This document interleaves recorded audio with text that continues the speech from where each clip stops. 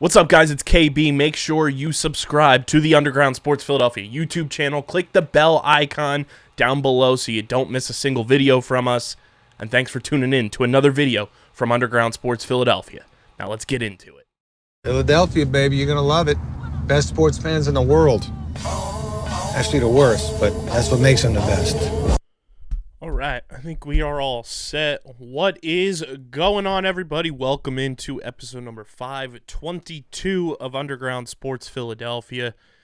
It's KB and Matt coming at you from Underground Studios. We've got a lot to dive into, including the 1-5 Philadelphia Phillies. Get into the overarching conclusion that it seems like we have another MVP on our hands in the city of Philadelphia. And, of course, we'll talk some Union, and we'll talk about Survivor Season 44 at the end of the show for the true dedicated fans. But before we get started, make sure you guys are following us on the socials at UndergroundPHI, Twitter, Instagram, Facebook.com/UndergroundSportsPHI. All of our information for our live tailgate podcast going down this coming Saturday, April 8th, our Ring It Tailgate Podcast event. It's all on our social media handles. It's our pinned tweet on Twitter. It's pinned on our Instagram profile. If you're going to be at the game, obviously Thursday now postponed. It's going to be Friday, and then right into Saturday.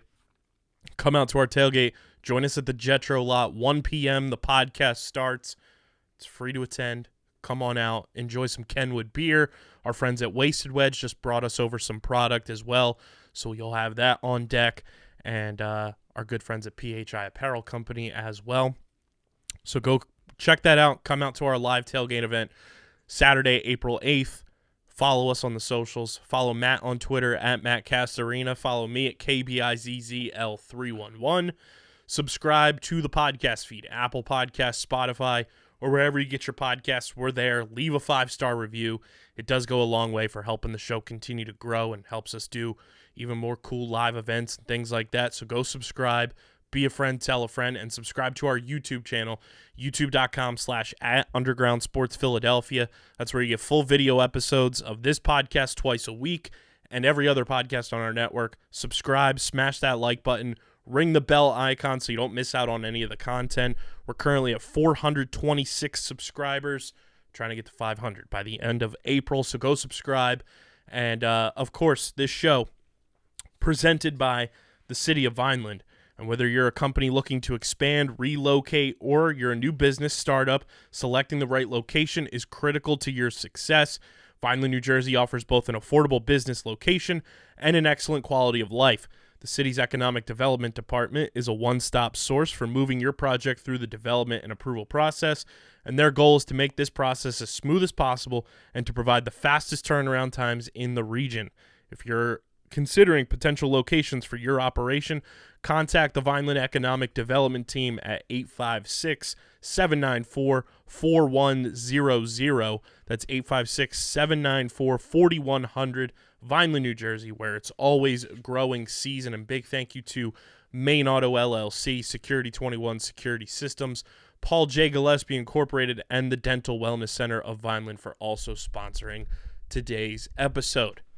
What's going on, Matt? I'm living the dream. You're back in studio. Philly season's underway. Not the most ideal start to the year, but as we said on the last episode, it's 162 games. You can't treat baseball season like it's football season. Does it suck early on that you're 1-5? Sure. But the amount of people that I've seen on social media reacting like every single game in April is going to be the cause for the Phillies to potentially miss out on the postseason this year. Just pump the brakes a little bit. I will say the last few years, the Phillies have started off really hot usually. Usually it's the opposite. Normally they start like 4-1, 5-1, and everyone kind of gets very excited, and then they slip into, what has been a repeating pattern of like late April into May looking very bad. So maybe, we're just getting a reversal. I think so much of last season's team is going to be like my mantra is like, coming into June, this team looked absolutely dead in the water, and obviously we know how last season ended up. That doesn't mean it's going to end up this year, though, but the Rangers, we just, for whatever reason, cannot beat the Texas Rangers. I don't know what it is. Have not beaten them in 12 years. It's insane. And the Yankees are always going to be a tough series. I'm not, there's no panic buttons being pressed. I think too, one thing that the pitch clock is going to affect teams in individual and unique ways. And I'm not like laying this at the feet of that, but I do think like both games that got out of control against Texas, you could maybe say, but I mean, they're unacceptable losses too. Like I think the capitulation on the first day and then the 16-3 game, I mean, it's just horrendous, horrendous non-competitive behavior. But yeah, I don't think it's any reason for me to say like, man, the frauds. I was stupid for believing them. Also, they get a nice little medicine this week with the Reds. Like that's, you started off, the Rangers obviously spent a lot of money last year, and then again this offseason to shore up the starting lineup. Like that's a team that could very likely end up being a playoff team, and the Yankees, a World Series favorite. You're like, I don't know. It's hard to really say that you've looked good. Of course, like it has not been good. Even the win against the Yankees was not a great win necessarily, but I think that the lack of competitiveness, I think in the Rangers series for the most part was a little frustrating. And I think that's maybe what gets people. You can stand, I think, losing a little bit, but especially the 16-3, I think, really turned it off for people. After really breaking down the day before or in between the days. By the way, what I know that they do this in part because the weather on opening day is not always ideal, and sometimes we're having our opening day postponed technically, but a rest day after opening day for not only that, a rest day in a city where they have a retractable shut up roof. About this stadium and how amazing it was, because I ended up watching the Rangers feed, and they had Manfred in there for what it felt like several hours, and they could not shut up about the stadium. And yeah, when you have a retractable roof, imagine playing in Tampa Bay and be like, well, you got to give them the rest day the day after because you don't know if it's going to be rainy or too windy or something. Like, come on, what are we really doing? Brand new stadium, and you close the roof during the first game. I don't. Which I'm partially blaming for why the Phillies lost that game. Yeah. But like you said, half our team does believe in the rapture coming. So I think that they were concerned that they hear the trumpets of Gabriel or whatever it is. And like you said, you get a nice little reprieve, you hope, this weekend against the Cincinnati Reds, and you're home for 6 games now. And I have now subscribed to the simple fact that any sports season does not get underway until you play a game at home. You play on the road, you're still tuning things up. Until you play at home in front of your fans, especially coming off of the season that the Phillies had last year. Now, it's not great optics to come into your home opener 1-5, but you haven't had the fans behind you yet. But they get there's the ceremony is on Sunday, right? Yeah, so the banner gets raised now on Friday. Yeah. And then the ring ceremony's on Sunday. So there's a very real chance that you could be getting booed as you're like 2-6 on Sunday. That'd be less than ideal. That'd be very, very funny. Very funny. And then after the Reds, you're still at home for 3 against our favorite team, Matt, the Miami Marlins. Yeah, just love it. And then you go on the road to play Cincinnati for 4, and then continue a road trip for 3 in Chicago against the White Sox before you come home for 4 against the Colorado Rockies. Yeah. So on paper, at least, it is a much more manageable upcoming schedule than what you've had to deal with in the first 6 games of the season between the Texas Rangers, who, like you mentioned, they went out and solidified their starting rotation. They have a new manager who has World Series champion, pedigree, and they're trying to compete in a competitive AL West for the first time in who knows how long. And then you have the Yankees, who are, perennially in the ALCS and then get swept by the Astros. So a winnable game today, which was unfortunate. You just had the one thing that stuck out to me through these first 6 games, not even, the poor pitching and everything, the base running mistakes have been terrible. Which has not always been a strength of the Phillies either. I can recall maybe a few times getting a little mad at Bryce over the years. But he very much makes up for it. Yeah, some of the fine margin stuff. I will say, like, things I have been impressed with. I gotta say, Alec Boehm, looking, he's definitely, I think we've seen again. It seems like very early in the season, but it seems like he's taken another step forward. I think Brandon Marsh has looked good too. Mm-hmm. Obviously, gets scratched, but couple blunders on the first game against the Yankees, but has made up for it. I think he's looked good. Like I think that's still like, and I think we forget because he looks about 37 that he's one of the youngest players on the team. So that's the good news. And like Bryson Stott still looks fantastic. Bryson Stott definitely, like again, I think under the radar type of guy. From the second half of last season and the playoffs too. I thought was very capable, which is just not common at all for someone of his age and a rookie to handle himself as well as he did in the playoffs. So he's looked good to start, and I think you can take the negative any way you want, but I just think for me, I'm gonna look at the positives, which is that some of the young guys that we were hoping could progress again this year have done that so far, and we haven't even seen the full list of young players that could make an impact at some point this year. And I mean, that guy Trey Turner. Yeah, it turns he's out pretty Trey good. Turner, if you have the opportunity to sign Trey Turner, pretty good. Sign Trey Turner. I truly think Trey Turner's going to. I think Jack Fritz said this on Twitter and on the High Hopes podcast. Trey Turner's going to be the one that hits for the cycle and breaks the drought of the Phillies not having a cycle since 2004. It's certainly possible. He's a great man. He's unreal. Also, got to give a tip of the cap to Matt Strahm. Like, to come in as... And I loved his quote, too, where he's like, I don't see myself as a reliever. I don't see myself as a starter. I'm just a pitcher. So whatever role they want to put me in, I'm going to be ready to go. He looked phenomenal against the Yankees in Game 2 of that series, the only win that the Phillies have on the season so far. For him to step up like that and having not started a game since 2021, where he's been just primarily a relief pitcher in his career, too, where starting early on just didn't work out for him. Moved to the bullpen and became a weapon left-handed reliever out of, the Padres bullpen, the Royals, and also the Red Sox. For him to step up like that in New York, he's faced the Yankees before in his career, obviously pitching for the Red Sox last year, but job well done by him to, come up clutch in a moment where the Phillies really needed somebody to step up in the pitching department, and he did just that.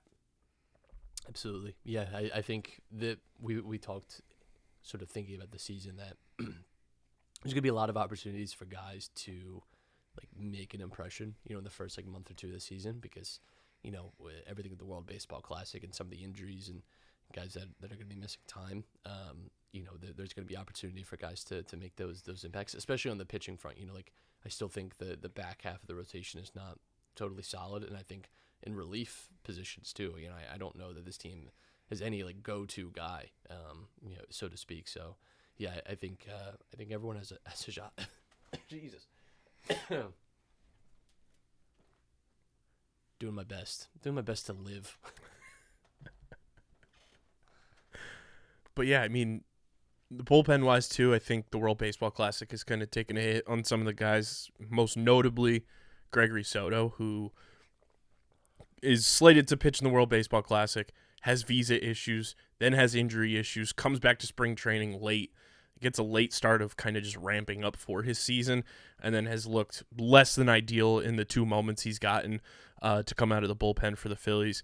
Jose Alvarado has still been Jose Alvarado. He's been great so far, which has been wonderful to see. Sir Anthony Dominguez has looked solid. But for Rob Thompson to, at least they've learned from the mistake early, because if Girardi was still at the helm this time last year, Junior Marte is still, throwing softballs to the New York Yankees at this point, being shoved into a game that he doesn't belong in. He gets sent down, which is a good sign of the organization realizing, like, okay, this guy doesn't have it. We need to improve. So they did just that, call up McKinley Moore, situate that there. I think the next move has to be Christian Pache, man. Tough. On paper, great move to go and, pick him up for kind of a no-name AA pitcher. Guy who has upside. Dombrowski kind of compared it to when they went and got Edmundo Sosa last year in June. if you're being brought in here for your spectacular defense, my guy, you got to be able to make defensive plays. And I get, like, the hitting isn't there with him yet, and you're hoping that Kevin Long can kind of unlock something in him. But, man, whenever he's up to bat, whenever he's just in the lineup, I cringe. It's been a tough first week. This has not been ideal in any sense. I am starting to think he's just, a plant from the Atlanta Braves to sabotage us, because might be something to that. They're dirty enough to do that. He just does not have it, and he's the type of guy that, like, kind of needs that time to mature in AAA a little bit with every part of his game, because of the hype that he had as a former number one prospect for the Braves. Like, he hasn't really lived up to that in his major league career and the opportunities he's gotten, and I think it kind of tells you something, that if a team like the Oakland A's, who could use any and all help possible, or any and all upside players possible, was willing to give up on him after a year, kind of should have told you something there. I just don't know what the fix is, simply because you have two options that are down in AAA. You would have to DFA Pache because he doesn't have any minor league options anymore, so then you have to hope he gets through waivers if you truly do want to keep him in the organization. And then you have somebody like Dalton Guthrie, who got opportunity in the postseason last year, in spurts, played pretty well in right field. And then everybody's new favorite reclamation baby boy darling, Scott Kingery. Yeah.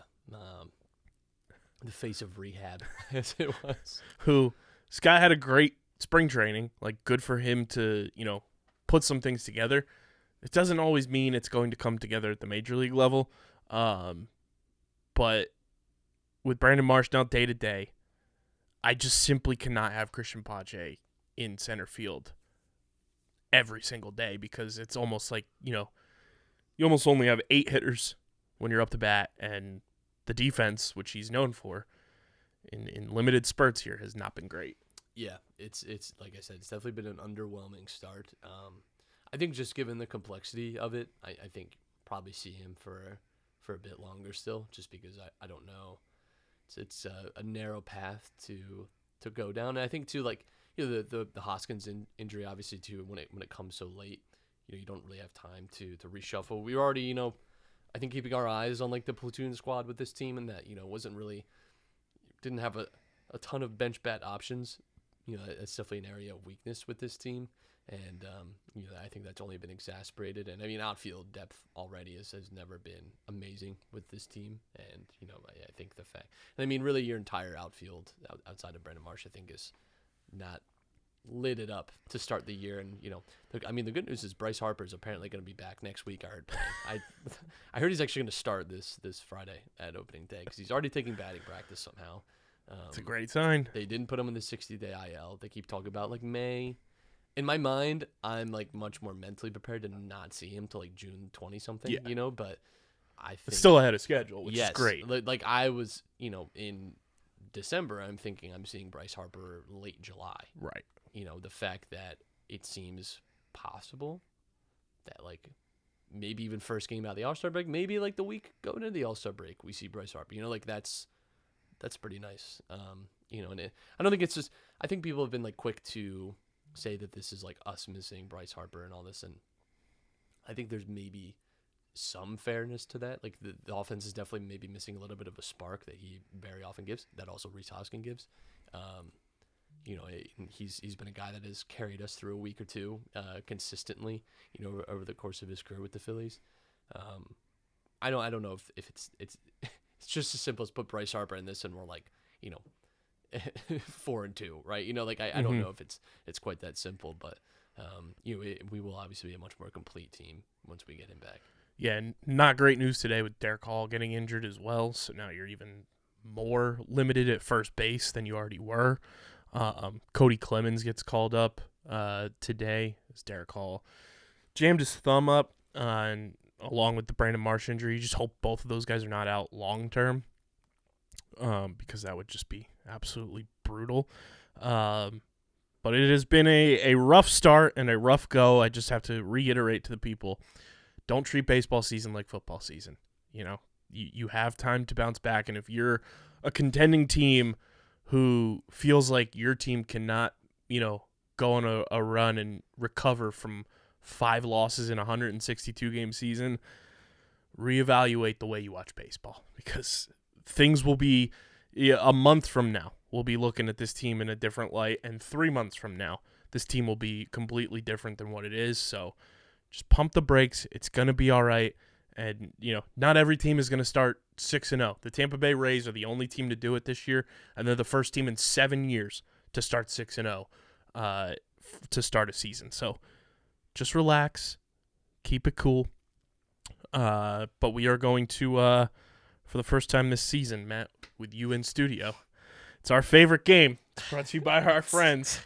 It's looking rough. And our amazing merch partners, PHI Apparel Company, who provide unique designs and high-quality clothing for the great fans of Philadelphia, including exclusive Underground Sports Philadelphia podcast merch for all of our podcasts on the network.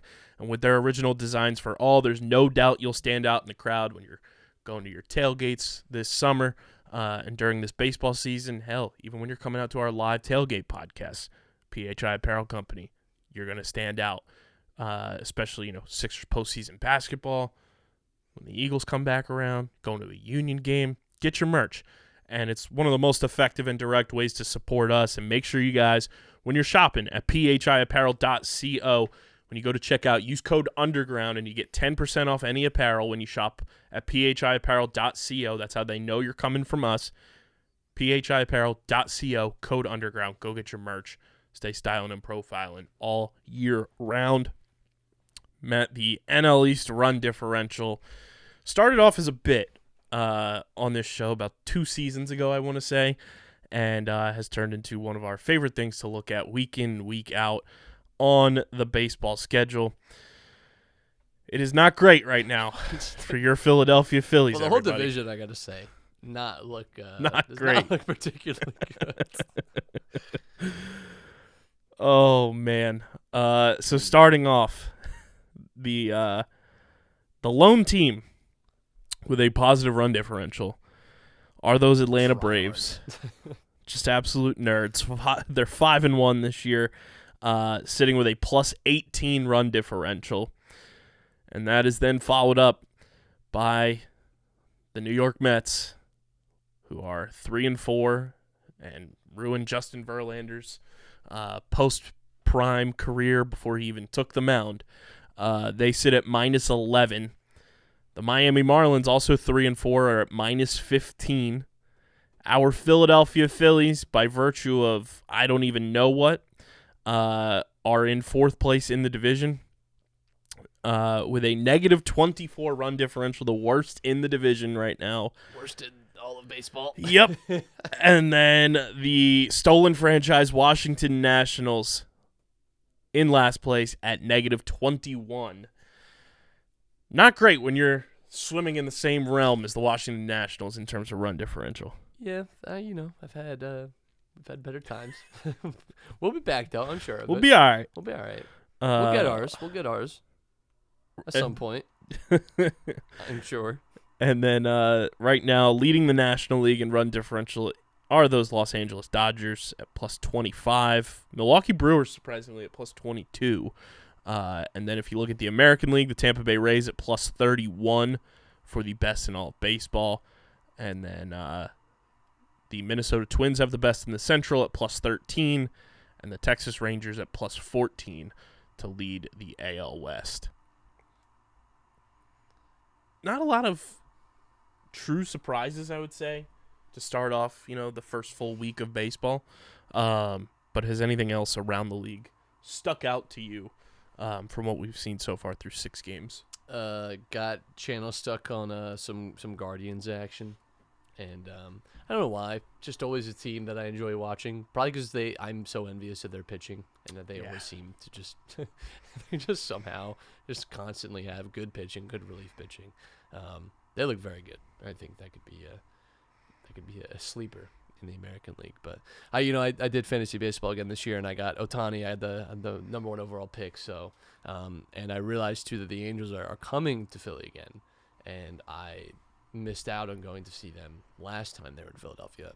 So I'm going to definitively have to make that trip because I will be able to watch Ohtani and have an extra reason to hope that he does a little well. Not too good, right? But get a little on that. But yeah, I always feel bad for the Angels. I want them to do well so badly. Nice little Monday, Tuesday, Wednesday in late August too. Very nice. The ball's gonna be flying. A couple things that Ohtani needs all the help he can get. Couple things that have stood out to me. I don't know if you saw the clip. Did you see Anthony Rendon get into it with a fan? I did, and you know what? People were hating on him for that.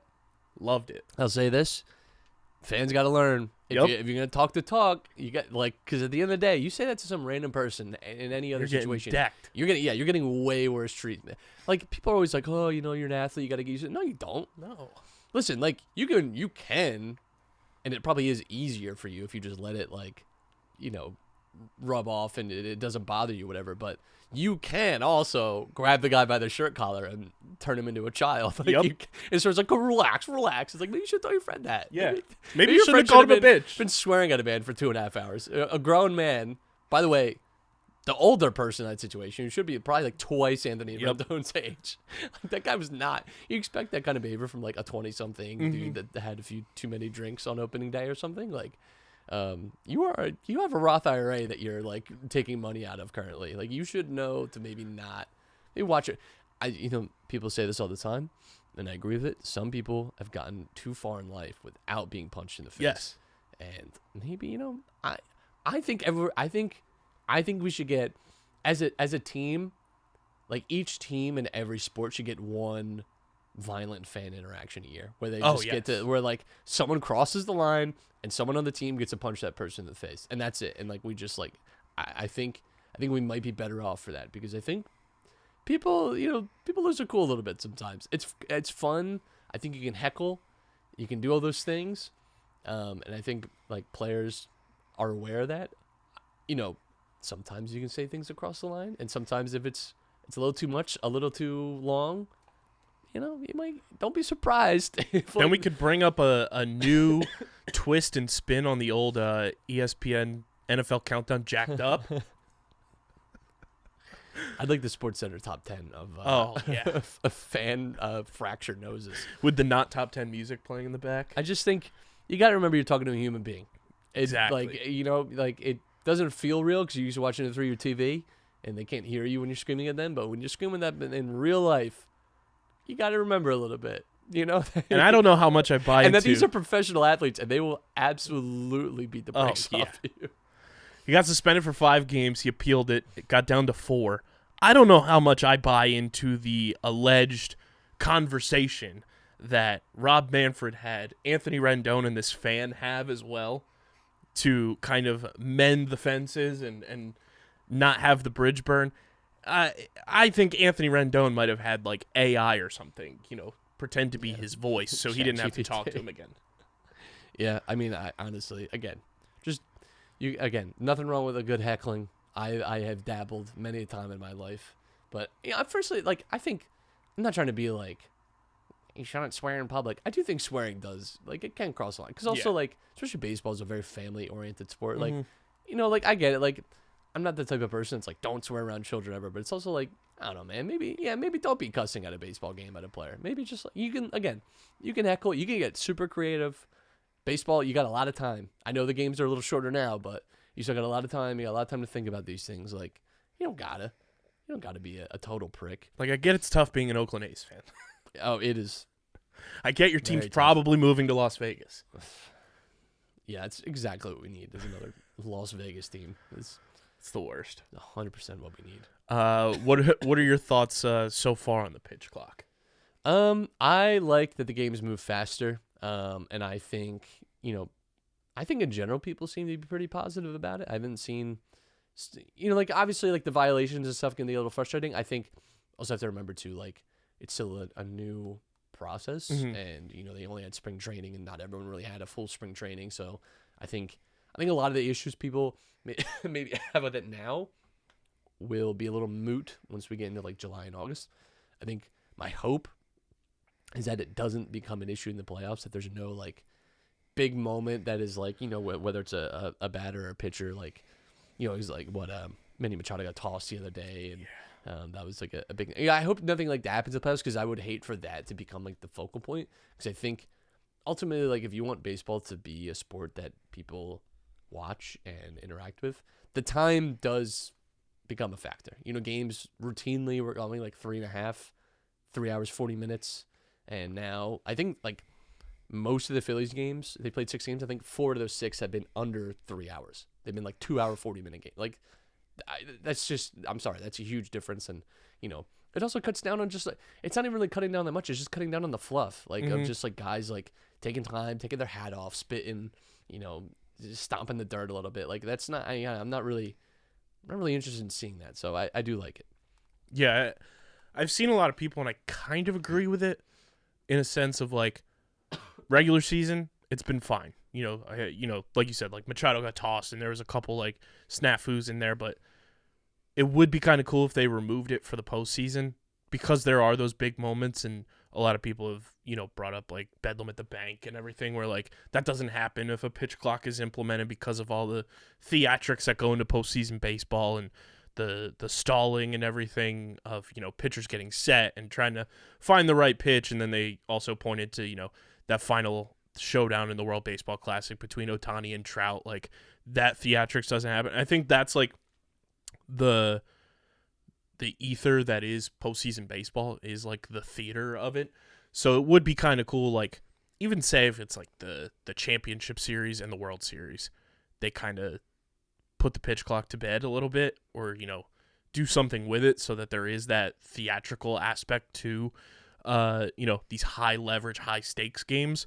But the regular season, I think it's fine. And a lot of people were concerned going into this season with the pitch clock and everything, but I think for the most part it's been pretty solid. I think the only other complaint I've seen is just like the hitters being ready aspect of it, and like working with that. I don't know how much of that portion of the rule is going to continue to be in play, but overall I think most of the pitchers have gotten adjusted pretty quickly, which is, kudos to them.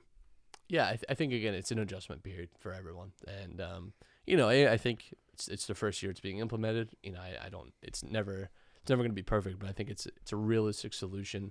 I can't wait to go to a game and like not be like nodding off, or my attention being distracted, in the 7 minutes it takes for one at bat to conclude. So it's gonna be fun to see it in person too, just to see how quickly it moves by.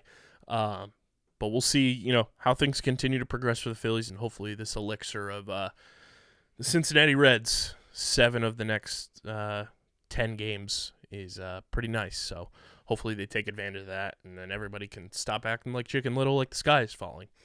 But Matt, as we move from the baseball diamond to the hardwood, it's brought to you by our new friends. New sponsor alert, Wasted Wedge. They are new to the game in terms of, your party aspect of things, your tailgates. They're going to be part of our live tailgate event as well.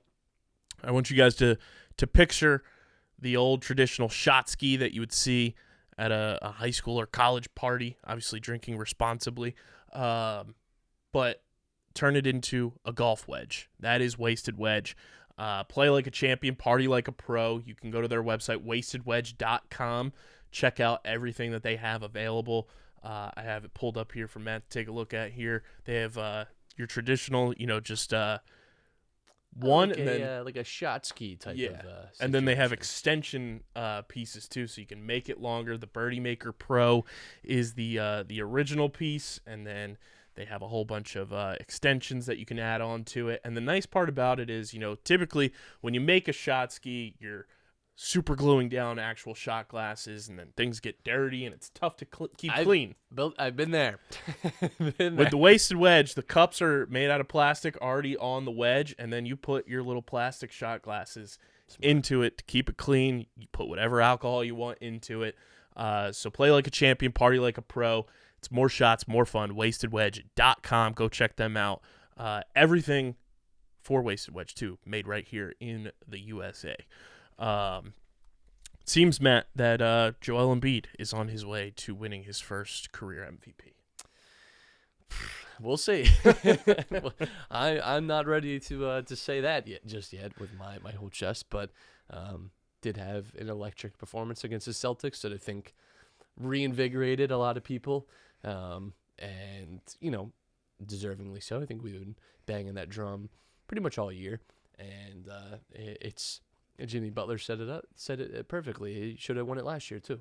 So I don't care if it's a makeup year or whatever, but he he's very likely to win the scoring title, and just the way that he's carried this team throughout the season, I think he's very deserving of it.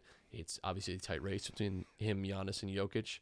And talked about this last year too. That I think they're all great players, but I think Embiid has really not been given the respect that he deserves, and I think when you consider the cast that he has had to drag a lot of the times, you could argue 2 of the bottom 5 worst contracts in the NBA have been attached to Joel Embiid over the last 2-3 seasons, and Ben Simmons and Tobias Harris. And he has persevered through all that to be an amazing player. And he's taken steps forward again this year. Like, every year this guy's improved. I don't know what more you want from him. Like, he's just the best Sixer I've ever seen play, and I think is totally deserving of winning an MVP, and I hope he does.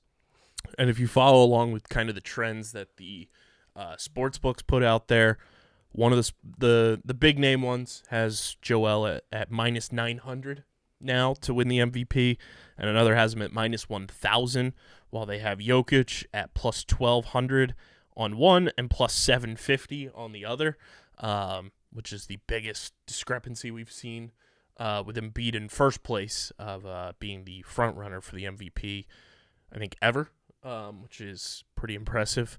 I do think, like you said, the win against the Celtics and the performance that he had, as Doc Rivers said, he just scored half of our points and declared that the MVP race was over, and I don't think I've ever agreed more with something that Doc Rivers has ever said in my entire life. It did feel good yes, it's the regular season. You want to see them finally get over the hump against that team in the postseason, but it did feel good in what was a meaningful game light to finally beat the Celtics. Yeah. Just to prove that you could. Yes. Feels kind of nice. And it's just so dark when you start thinking about the playoffs and where this team has put us mentally over the last 4 or 5 years. I don't know where the season ends up, but I will say it's the best Joel Embiid has ever played. And if he continues that through the playoffs, it's going to be an interesting first round matchup too. Very likely to be the Nets. Could be the Heat, but it looks pretty likely that we're going to be facing up against the Nets in the first round. That's definitely an interesting first round matchup too, and play them on the final day of the season. So we'll. It's interesting too what the last few games are going to look like too for the Sixers, because really they're locked into the 3 spot. And so I would imagine that you might actually see Embiid and Harden get some rest here, just because I don't think it makes sense, especially with just how unlucky Embiid has been with just freak injuries over the last few years. And that's the thing about Embiid that's always been funny to me is people act like he's this people treat him like he's Anthony Davis, where he constantly has these muscle injuries and these tendon stuff. If you look at Embiid's injuries that have affected him in the playoffs over the last few years, they're just completely Markelle Fultz just barreling into his eye and fracturing him, and he has the knee injury where he just dunks and just lands wrong, just again a freak injury. He had a broken face twice. Yeah, he has the broken face. He had the hand injury as well, which is again just these freak things, just very unlucky. And even pre Sixers making the postseason in Embiid's tenure was the knee injury, and then they forced him to play on ESPN primetime, and then he was out for God knows how long. Yeah, he's again for his size, yes, he does some of the load management stuff and all those things, but most stars do at this point. And I just think that he often gets tagged with being injury prone, and I'm just not sure that I'm not getting wood. But I just maybe bubble wrap him. The Sixers right now 2 games back of the Celtics for that 2 seed, so we'll see how the Sixers want to approach, the seeding and everything. But right now, if the postseason started today, Matt, and taking the play-in tournament aspect out of it, this would be 1 through 8. It would be Bucks, Celtics, Sixers, Cavs, Knicks, Nets, Heat, Hawks. A lot of ghosts of postseason past. Oh, Jesus Christ, it's killing me.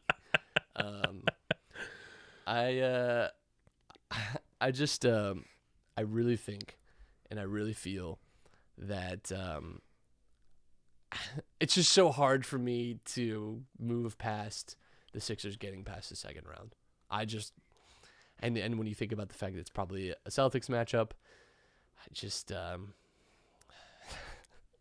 there's a lot of ghosts in there. You're right, and I think there's a lot of potential for pain. I mean, the ultimate pain would be a Nets first round loss. That would be the darkest of dark days. But I just the only team missing is like the Wizards, even though we perennially beat them. They are typically one of the 3 first round matchups that the Sixers come to get, and the play-in tournament could also bring up some other postseason ghosts of the Toronto Raptors and the Chicago Bulls. I mean, it's just Christ. Just a brutal. I mean, the East playoffs are going to be very interesting. The West is going to be interesting too, but it kind of feels like the future champion might be coming out of the East this year. It feels like that type of. I still feel like everyone's just like really underrating the Celtics, and I just don't like it. Like the past few weeks, I think people have been pretty critical of them, and it just smells funky to me. Yeah. I don't like the way that is.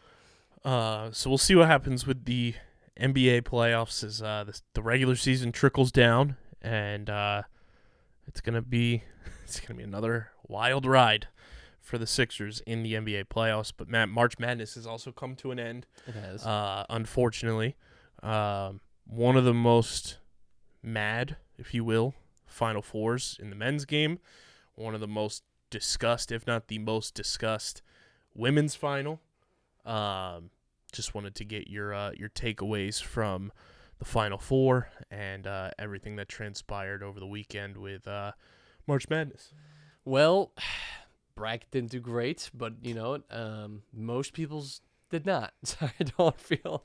It felt like a tournament that was going to give us a little bit of a curveball. Should have seen the UConn thing coming.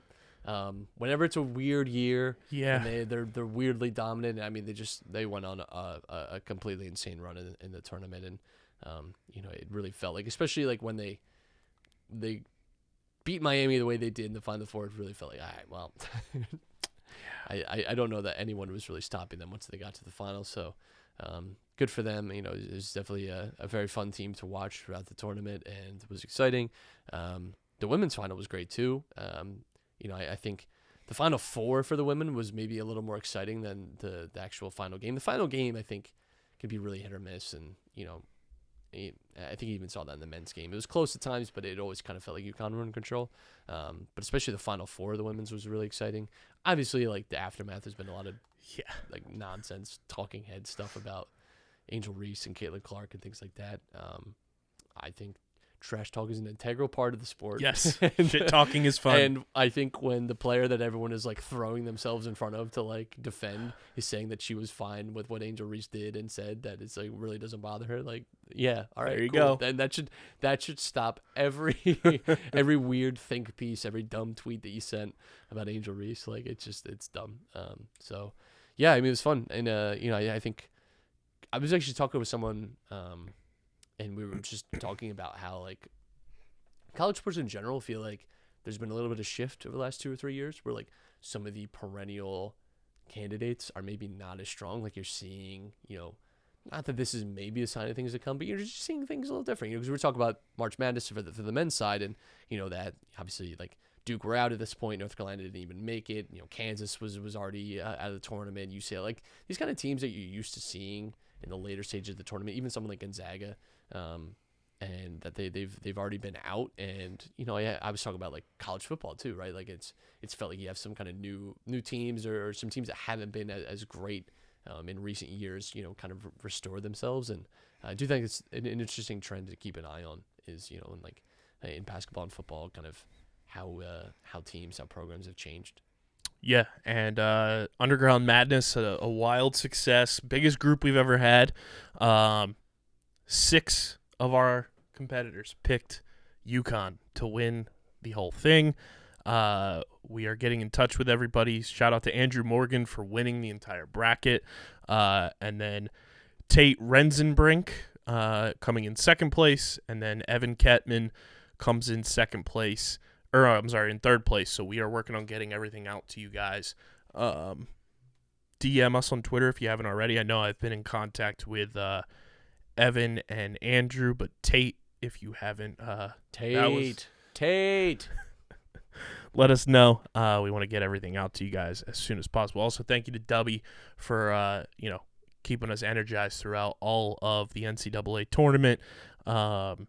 Big shout out to them. New stuff coming out with them this month. This is their anniversary month, so definitely go to dubby.gg. Use code UNDERGROUND for 10% off any and all orders. It's the best energy drink out there. It's delicious. It's clean. No jitters, no crash, 0 calories, 0 sugars. Best in the game, dubby.gg, code UNDERGROUND for 10% off any order. And Matt, ironically, the best finisher in terms of people who work for our company / adjacent to our company was the OG. You gotta love it. Who lost his national champion opening day. You know what I loved was Dom's bracket. Really, Dom texted us the first day of March Madness and said, "My bracket's already. I'm already pissed. My bracket already sucks." And I was like, "Dom, you did not submit your bracket, so it was all good. I mean, you're good. You're in the clear. You got no conscience is clean, baby. Conscience is clean. Just a great thing right there. But yeah, another Underground Madness in the books, and as we get set for the NBA playoffs, we also have Philadelphia Union footy to talk about, Matt. Yeah, they win against Atlas in the CONCACAF Champions League, which is a nice win. But I think in general, the Union have not looked obviously the way that we had hoped they did. Definitely don't look like the team that was playing into like July and August last year, where they were just rolling through teams and scoring for fun. I think the problems definitely lie in the midfield. I think too, like, we can't underestimate. Mentality is a very nebulous thing to understand and ascertain, and especially in soccer, like you see this year on year where some teams just have the right mentality and sometimes they don't. And I do wonder. You see it in like the NFL a lot too, like where they always talk about like and there's a lot of turnover in the NFL, so it's different. But how hard it is to come back from like losing a Super Bowl and things like that. And I wonder if there's just that little element of like, I don't know what it is, if it's confidence, if it's just momentum that kind of gets taken out of you when you lose in such a dramatic way too. I just wonder if that's maybe playing it there. If the confidence isn't there yet. I don't know. I don't know that I'm hitting a panic button because they're doing fine, but we were expecting them to do great. So it's been an underwhelming start. It's not been disastrous, and it's not an unsalvageable start, but I do think, as we creep into like the warmer months, if we don't see this team pick up the pace a little bit, I'd be a little concerned. Just because, too, we expected so much of the roster returning, so much of the starting 11 returning, that you would kind of... It's unlikely you're going to pick up right where you left off, but you were going to see this team kind of be pretty dominant and, near the top tier of the Eastern Conference. You just haven't seen that so far this year. Remarkably, their best performances have come in the Champions League, which is fascinating. I think that's actually when they've played the best, and I wonder, too, if maybe there's a little bit of an aspect of once teams have a whole year and a lot of tape on you, especially with the style of play that the Union do play, it's not...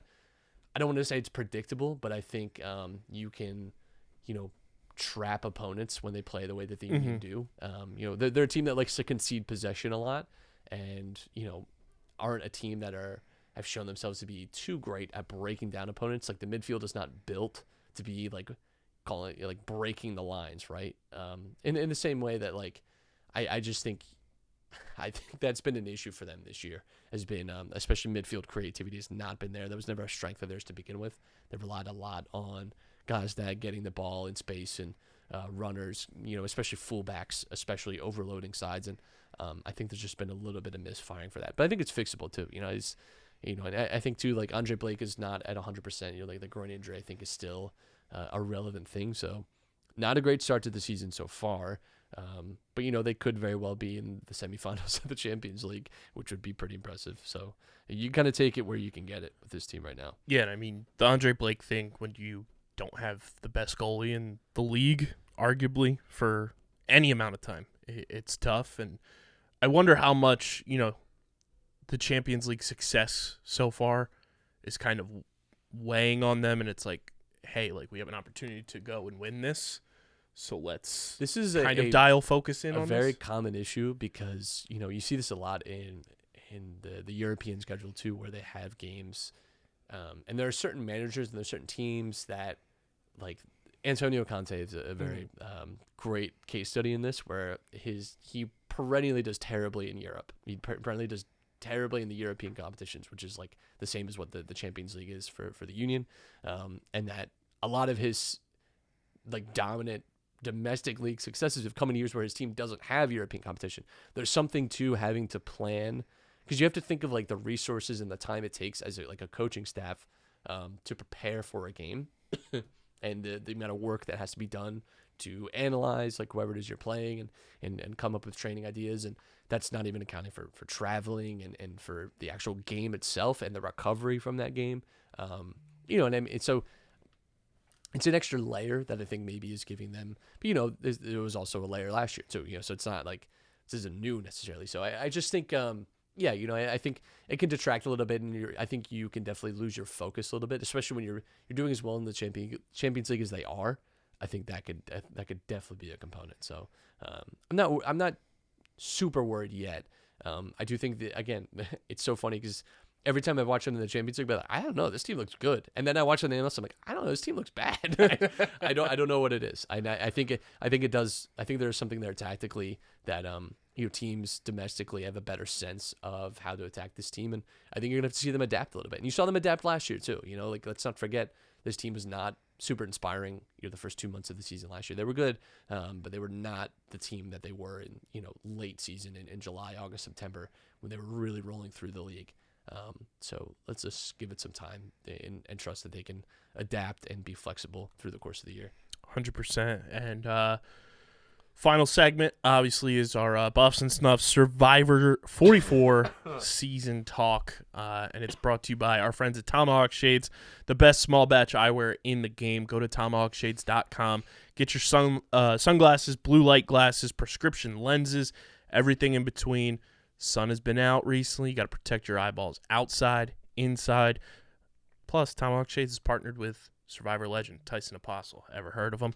Go to tomahawkshades.com. Use promo code USP at checkout for 25% off your order of an already affordable product at a fraction of the price of the big sunglass brands out there, and they're even better than them. So go to tomahawkshades.com, promo code USP for 25% off your order from our friends at Tomahawk Shades. Matt, tonight we head into the merge on Survivor 44. It has been quite the roller coaster season of twists, turns, fake idols, and health/emergency ejections. Yeah, a lot of people catching on to people's lies very quickly. Yes. Josh just I love Jam just be like, those are the beats from Dreamville. He's like, no, they're not. And they're like, no, they are. Even Carolyn's like, I think that's not real. Like, that's the exact thing you showed me the other day. So yeah, shout out. I like that people are getting tricky and trying. I do think it's funny because Matthew obviously leaves the game. He made a fake idol that Jamie has, correct? That she does not know. No, it's fake. Is fake, unless maybe just out the door he's like, hey, by the way, that's a fake idol. So, yeah, and Danny planted a fake idol. Sarah got voted out with a fake idol. Sarah got voted out with the fake idol that Carolyn made, and Matt has the right? Doesn't Matt have the fake idol that Danny planted? I believe he does. Yeah. Because I believe Danny planted it, and then he saw him grab it, and then he was like, "What was that?" And he Yeah. kind of, man, it's The amount of fake idols. This yeah, season it's a little insane. bit, it's a little bit to keep track of, and yeah, I think it's been an interesting season so far. I'm very curious to see how the merge goes along. Carolyn's been just an absolute treat. I love Carolyn. Been one of my favorite players over the last few seasons so far. Just a joy to watch. Didn't love Danny and Brandon's energy. You got to be a little more aware, you know.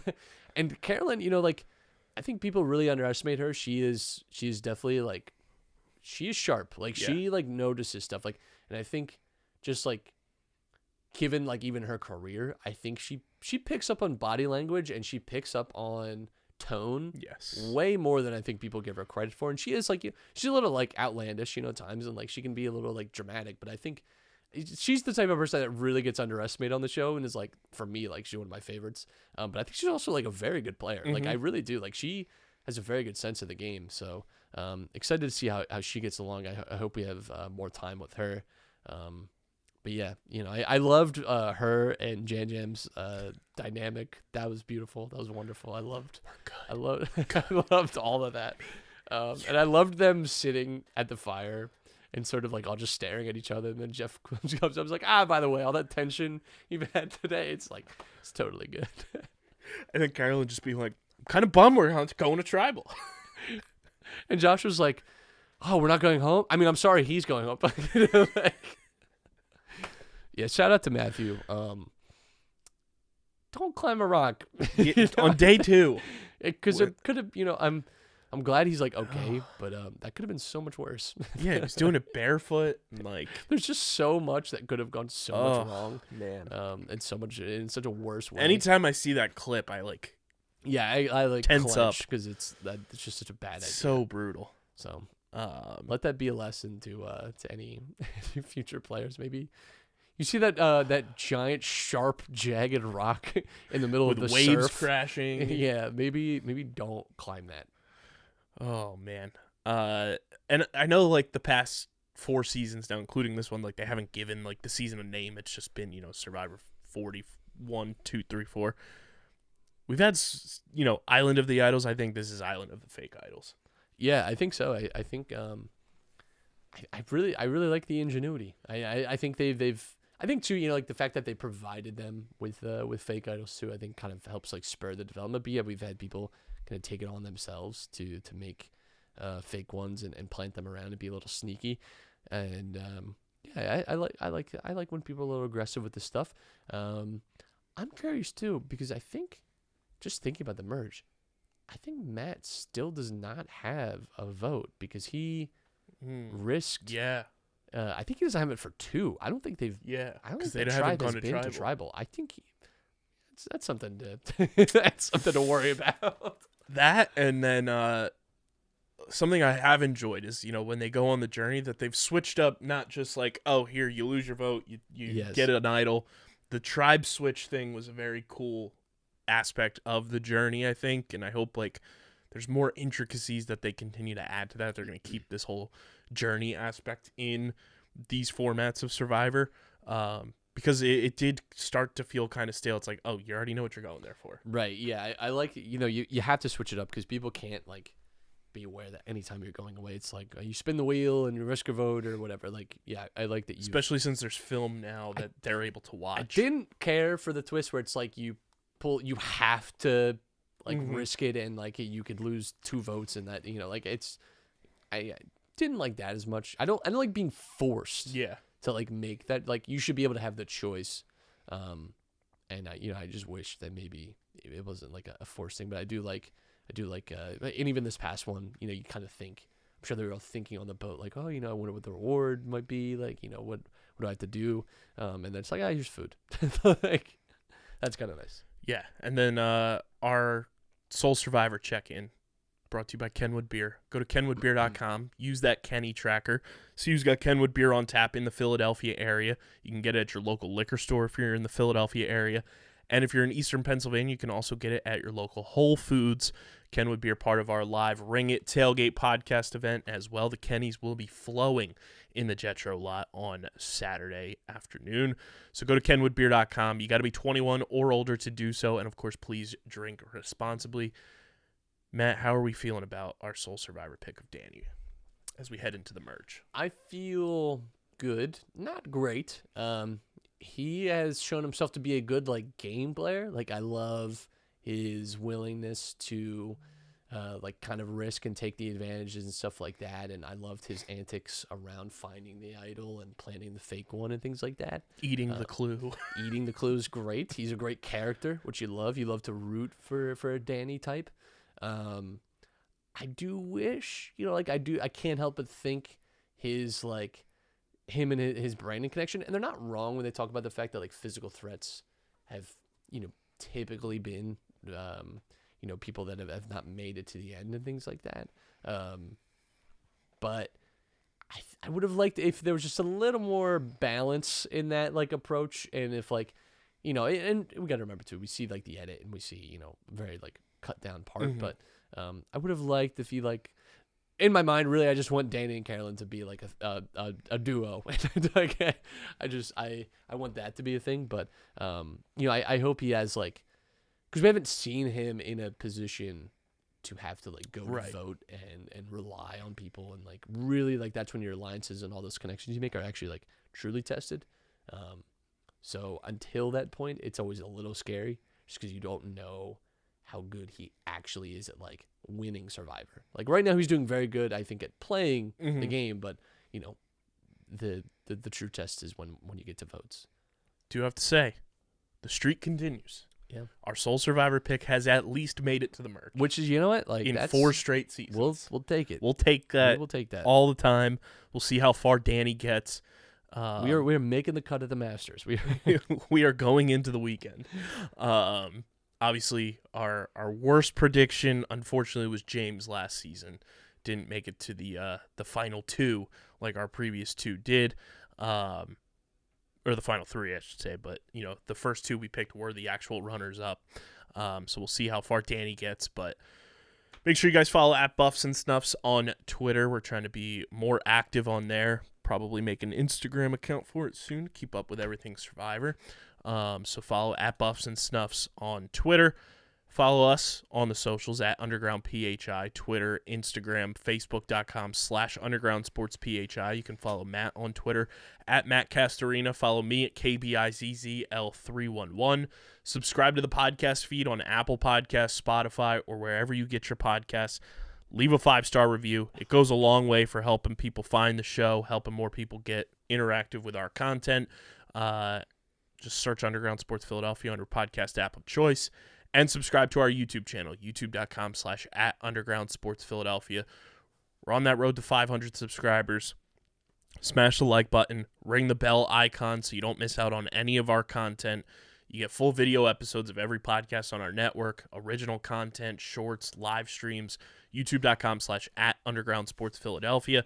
And, of course, Underground Sports Philadelphia is presented by the City of Vineland, and the City of Vineland Municipal Calendar features city-organized, city-sponsored, and city-affiliated events that are of public interest. The calendar, which is accessible at vinelandcity.org, is a good way for residents and visitors to build awareness, remain engaged with city government, and participate in local events. You can also follow the City of Vineland on social media via their Facebook, Instagram, LinkedIn, and YouTube pages. Through these tools, you can stay connected to the community and get important announcements about programs and services offered by the City of Vineland.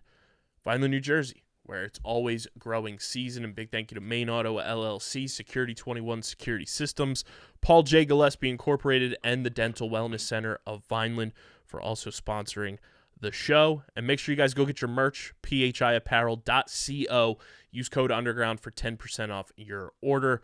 And come out to our live tailgate event, Saturday, April 8th, 1 o'clock p.m. The podcast starts. Myself, Matt, Dom, Dylan, Christian, Casey, and Owen from F1 Underground. The whole crew. It's going to be a time. Jetro lot, live podcast going down right before the Phillies take on the Reds.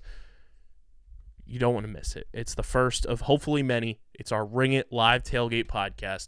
Come on out. Let's have some fun before the Phillies go on a run here to actually get the season underway. But this has been episode number 522 of Underground Sports Philadelphia. From Matt, I'm KB. Till Saturday in the lots, we are signing off. Peace.